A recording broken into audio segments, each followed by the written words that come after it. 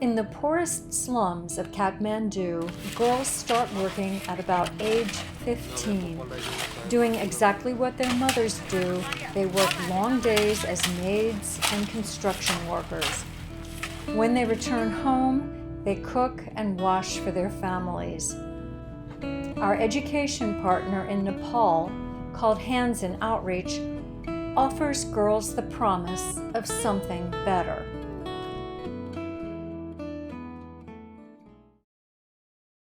Meet Sarah, educated by Hands in Outreach. Sarah grew up with a loving mother and a troubled father in an unstable home. For Sarah, school was a release from the chaos at home. She earned straight A's, and after second grade, at her own request, Sarah skipped a grade and transferred to a more difficult school. There, the little girl with the fighting spirit mastered English, excelled in debate, and earned more straight A's. She loved writing plays, which she staged at the school. With time, the playwriting turned into filmmaking. Sarah created short films, some of which were screened at international film festivals. With her skill in debate, Sarah was a natural for law school. While in law school, she volunteered with an environmental group and an organization for women's rights. Sarah graduated 2 years ago, took the Nepali bar exam, and scored in the top 2%. Today, Sarah works for Hands in Outreach, the organization that gave her this great start in life. There, she advises the scholarship girls coming up behind her. She spends even more time directing a program for the mothers of the scholarship girls. The Mothers Program is funded in part by the Gendercide Awareness Project. For several years, hardworking, illiterate mothers dedicate their scant hours of spare time to reading, writing, and arithmetic. They also learn basic English and computer skills. And Mr. Monkey, monkey, and Mr. Nose, nose. Oh, it's for octopus, octopus. As the mothers learn to read, they learn about their rights. Many didn't know that wife beating is illegal or that child marriage can harm their daughters. The mothers also earn Nepalese citizenship and the right to vote. In Nepal, literacy is a requirement for citizenship. As the mothers learn arithmetic, they learn to manage a bank account.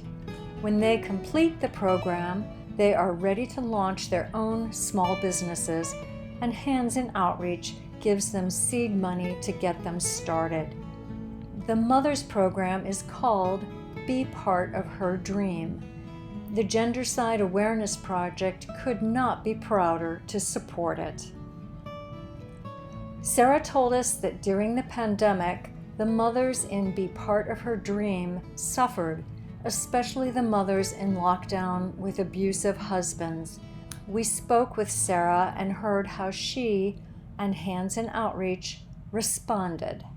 Some of the mothers lost their job, and for some of them, it was very difficult to go to the work. They used to go to the work despite the lockdowns, despite the strict regulations, because they don't have other options. And talking about the domestic violence, one of the mothers, she lost her life to domestic violence.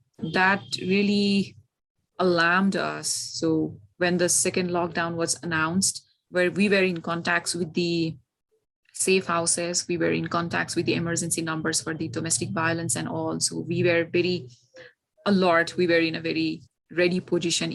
And then we started to give the human rights series on, practical topics like about divorce, about the family issues, about the children rights, about the women rights, about the domestic violence. And we also try to give them ideas, if domestic violence occurs, if child marriage occurs, then where to go, how to file a report, who can help us in that kind of situations.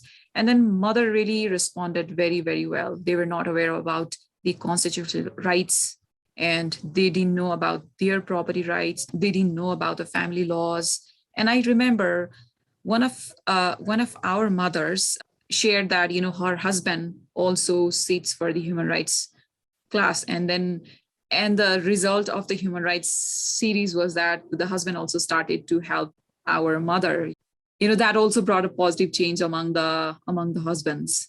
And so I'm also planning to publish a book for the be part of our dream. I have collected a lot of informations on the human rights issues, and the mothers they were asking me for that stuff because they really forget when they go home, and they want something so that they can also share the same legal knowledge with their friends. So I decided that I will publish a mini book for the BPOSD program. I want to do that maybe this year. We also try to build a kind of community sense among them so that, if something happens, we can stand together for our mother. Thanks to her education, Sarah rose out of extreme poverty to become an attorney and advocate for women. But her dreams extend even further. Sarah plans to get a master's degree in international relations, followed by a doctorate in political science. From there, she aspires to be a professor and later an ambassador. So what does this motivated young woman do for fun? She hikes in the mountains and, you guessed it, she runs marathons.